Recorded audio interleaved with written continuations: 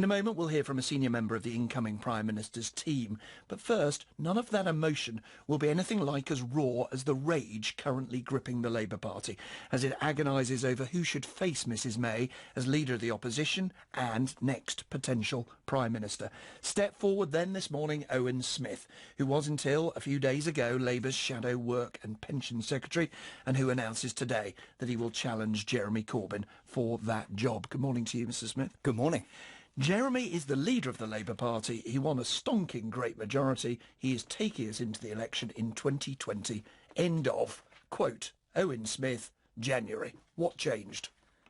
The last couple of weeks changed, and I think the dramatic collapse of faith and confidence in Jeremy, and the widespread belief now in the Labour Party that whilst Jeremy is a good man with great Labour values who has done a lot for this party and I think changed the debate in this country about our economy. He's been right about lots of things, anti-austerity, but he is not a leader who can lead us into an election and win for Labour. And working people in this country cannot afford to have a day like today where the Tories are popping champagne corks and celebrating their coronation, and the prospect of a Labour government feels so distant for working people. We can't afford that in Labour. We need to turn the page. John McDonnell, the Shadow Chancellor, is clear. What changed? Plotting and conniving is what he said at a rally yesterday. The only good thing, said Mr McDonnell, about it was the plotters were effing useless. And I quote. Well, that's not language he should be using as Shadow Chancellor. It's certainly not language I would be using. But the truth is, John McDonnell is part of the problem we have in the Labour Party. I wanted this to be resolved without a damaging divisive leadership contest. I wanted Jeremy Corbyn to find a way to heal the Labour Party, to bring us back and unite us. I've put that to him on 3 occasions. To John McDonnell, I said I feared that he'd had decided that people on his part of the party wanted to split the Labour Party. And he said to me, he shrugged his shoulders and he said, if that's what it takes. Now, I am not prepared to stand by, Nick, and let the Labour Party, the party I love, that has been the greatest force for good in this country, split. It cannot happen. You make that sound terribly reasonable, but in reality, surely you were doing this. You were going to see the democratically elected leader of the Labour Party, a man who still, it seems, has the support of the membership, and you were saying to him, quit, or I, along with Labour MPs, will refuse to work with you, will split the party, and will launch a leadership bid. You say it's distracting. On the day there's a new Prime Minister, who's doing the splitting, who's doing the distracting, they will say. It's you. Well, let me be totally clear. I was not ever part of any plot or coup against Jeremy Corbyn. I refuse to have any part in those discussions, and I think it has been destructive from a small group of people on the right who, just like those on the left, it seems to me, are now prepared to see Labour split. I put to Jeremy, I met with him 3 times in the last 10 days, saying there are lots of ways you can compromise, but my fear is Jeremy doesn't see the scale. Was there any compromise? Beyond simply saying I go. I put to him a series of different alternatives for him to heal the party. As recently as 2 days ago, these have been rejected. And I think that leaves people like me, Nick, who love this party and want to see a Labour government forced to put our hat in the ring and say, I can heal this party, I can be a credible Labour leader and the next Labour Prime Minister. People like you say, and many people will not, to be fair, know who you are. Now, that might not be surprising, but you're a Welsh MP, you were taking part in the Welsh leaders' debates at the general election, and yet a recent poll, you'll be familiar with it, said that 69% of people asked for a view of you as the next Labour leader actually hadn't got an opinion. They didn't know who you were, whereas Angela Eagle, who represents a seat in the north of England, was better known than you are. Well, Angela Eagle's been in Parliament for 25 years, quarter of a century. I've been in Parliament for 6 years and in the Welsh job for a period of that. So I'm not surprised about that. But they're going to get a chance to know about me. They're going to get a chance to hear about how I will be a radical and credible leader of the Labour Party and how I can heal our party. And people in this country, in the Labour Party, want that. Well, let's get a sense of you, and I'm afraid this has to be quickfire. There'll be other occasions for you to spell out in more detail. But for people who don't know you, Iraq war, for or against? Against. I wasn't in Parliament at the time. I would have voted against. I was opposed to it at the time. If Parliament votes next week, as we expect it to do, to say that Tony Blair was in contempt of Parliament, do you vote to say he was, that he lied, or not? No, I don't think I would vote to hold Tony in contempt. I think that there was clearly the wrong decision for us to go to war, but I think this is much more complicated in condemning one individual. Trident, for or against? I want a multilateral, disarmed world. I am someone who used to be a member of CND. I fundamentally want the world to be without nuclear bombs. However, I think the reality is that we presently do need to retain a nuclear capability in this country. I will vote to retain nuclear bombs. And what do you say to those like Vernon Coco, who this morning has said, former Northern Ireland spokesman for your party, it is clearly ridiculous to have two candidates opposing Jeremy Corbyn. Not only, they're saying, are you splitting the Labour Party, you're splitting those who were opposed to Jeremy Corbyn's leadership of the Labour Party. Well, one of the things Jeremy has been absolutely right about is that the members in the Labour Party fundamentally matter, and the members, I think, will be pleased that Jeremy Corbyn is on the ballot today. It's the right decision by the NEC, and the members will want a wide choice placed before them. I think I've got a radical and credible set of policies. I want to put that to the membership. I want to make my case to be the next leader of not just the Labour Party, but the next Labour Prime Minister. And finally, let me put back to you the question you put to John McDonnell. Isn't the truth that you're ready to split this party if you don't get your way? No, I will never split the Labour Party. I will be Labour till the day I die, and I will stick with my Labour Party throughout. So you'll go back to saying what you said just a few weeks ago, Jeremy Corbyn is the leader of the Labour Party, he's the leader till the election, end of. I will stand in this election and I will do a decent thing and fight Jeremy Corbyn on the issues just as he will do with me, and at the end of that I will stand behind whoever the leader is, but I hope and I expect it will be me. Owen Smith, thank you. Thanks a lot. I will never leave the Labour Party. I've been a Labour Party all my life. I will always fight and serve the Labour Party, whoever our leader is, but I do think it is time for us to move on. Jeremy is a good man with great Labour values. He's been a loyal servant of our party. He's done a good job in some respects, but he is not a man who can lead us into the next election and win for Labour. And working people in this country cannot afford to have a Labour Party that isn't presenting a powerful opposition and a credible alternative government. That's what I'm determined to provide. It's leadership that we need, and that's what I'll be doing over the next couple of weeks. Well, I welcome Owen into the debate. I think we now need a real debate about the future direction of our party.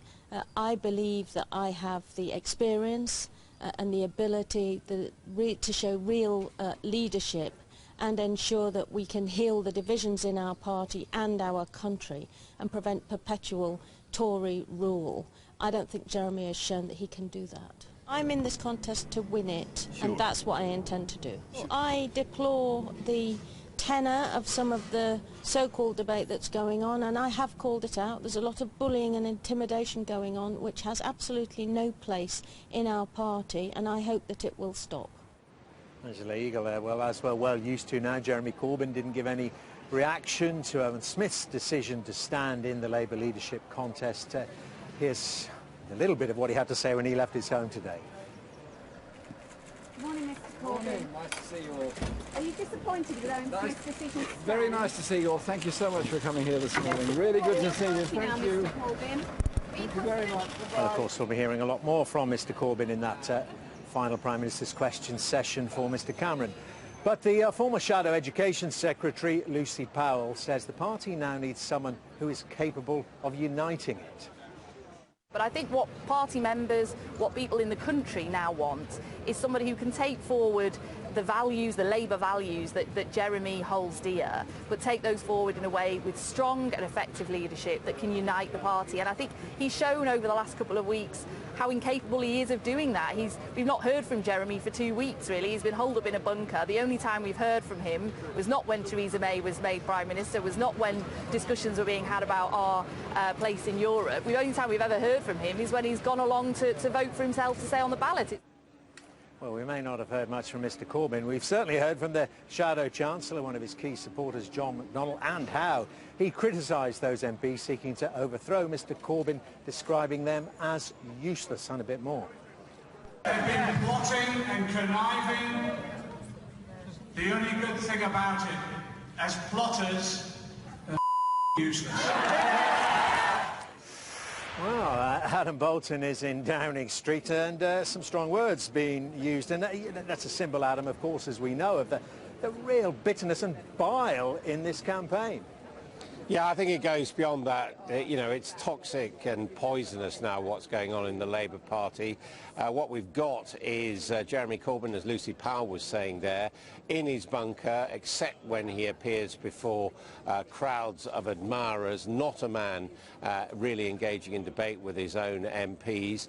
Mr McDonnell, who, if you like, is the hard man to Mr Corbyn's rather more appealing and bumbling figure, also showing frankly, contempt as his particular faction seek to take control of the Labour Party. And it has to be said that so far, following those NEC votes last night, they seem to be doing pretty well. But this is horrible for the Labour Party, and it may well, I think, now end up in the party splitting at some point later this year.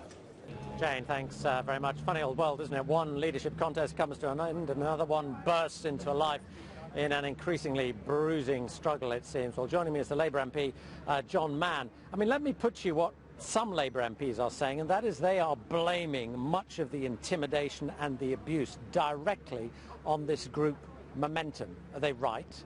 Well, that's accurate, yes. These people are... the tone of politics is very nasty. Be it bricks through windows, be it threats of rape and violence.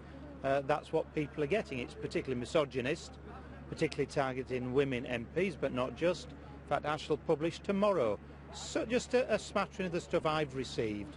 I'm going to make that public tomorrow morning. Just give us a sense of the sort of material you've received. Well, I don't think you'd want it repeated on air, and that's rather the point of it.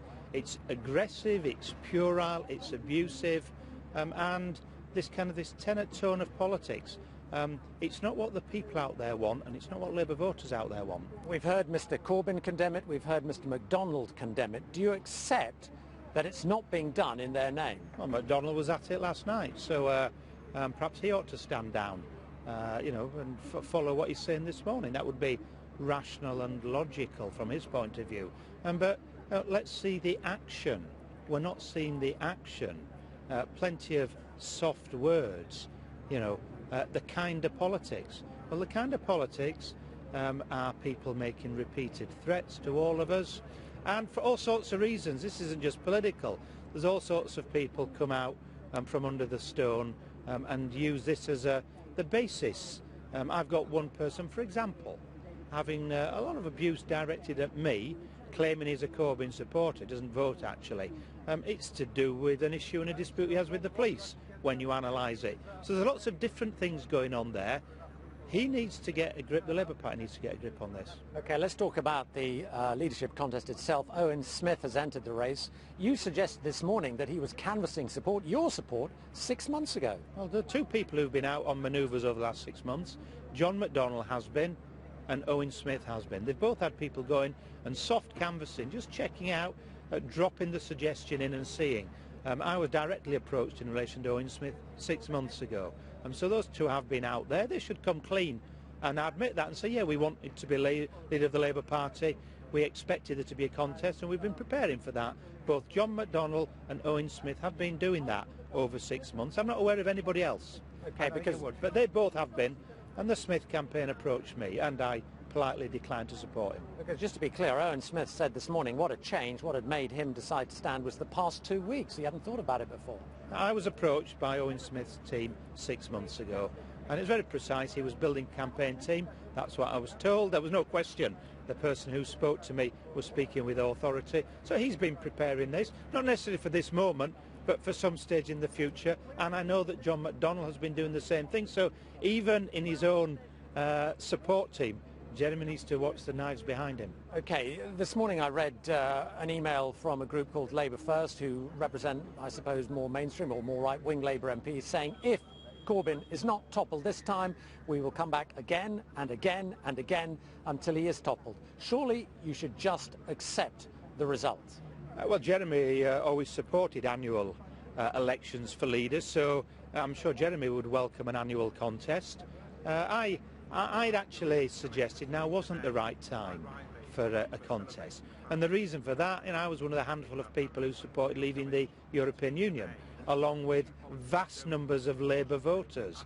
And the Labour Party needs to be thinking through the disconnect between Jeremy and the Labour leadership saying they want free borders, they want more immigration into Britain, and the view of Labour voters in the north and elsewhere who take a very, very different view, and that determines how they voted on the European Union. The danger is it all becomes egos and personalities. You know, me, I'd be better of it, here's my chance. And that's become a bit of the modern Labour Party on all sides. That's a problem, that's a weakness. I do hope, though, there's 3 million affiliated trade unionists out there. If we were actually going to have a bit of stability, I think, give all those 3 million a vote. That's what happened when Tony Blair got elected. He personally got about 600,000 votes, far more than there are members of the Labour Party now. So let all the... Every trade unionist, let them all have a ballot paper, and then some of the... We're going to see the next scandal, you know, the unions or certain unions trying to fiddle people into membership at cost price to the unions. That's not the way to do it. Let's have all those union members, all 3 million. That's a much better franchise and mandate for whoever stands. Okay. John Mann, thanks very much for your time. Jane, I mean, as you can hear, there is already huge concern about the tone, the nature of this contest, and the real danger, I suppose, for the Labour Party is not merely a rerun of the 1980s, which of course was utterly catastrophic for the Labour Party, but potentially even something worse, which some people suggest could yet split the Labour Party.